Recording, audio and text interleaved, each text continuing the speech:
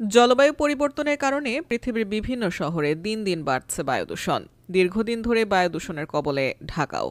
আজ বৃহস্পতিবার ২০ ফেব্রুয়ারি শহরটির বাতাস খুব অস্বাস্থ্যকর অবস্থায় রয়েছে। বিশ্বের ১২৪টি শহরের মধ্যে বেলা ১১টার মধ্যে বায়ু দূষণে রাজধানী ঢাকার অবস্থান দ্বিতীয়। আন্তর্জাতিক বায়ুমান প্রযুক্তি প্রতিষ্ঠান IQAR এর তথ্যানুযায়ী ১৯৬ স্কোর নিয়ে বিশ্বের দূষিত শহরের তালিকায় দ্বিতীয় অবস্থানে রয়েছে ঢাকা।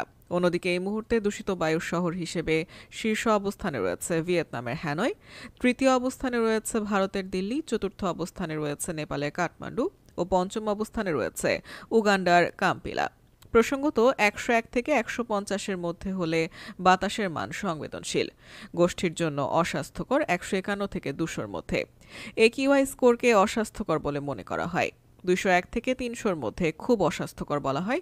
৩০১-এর বেশি AQI স্কোরকে ঝুঁকিপূর্ণ হিসেবে বিবেচনা করা হয়, যা বাসিন্দাদের জন্য গুরুতর স্বাস্থ্য ঝুঁকি তৈরি করে। বাংলাদেশের AQI নির্ধারণ করা হয় দূষণের ৫টি বৈশিষ্ট্যের উপর ভিত্তি করে।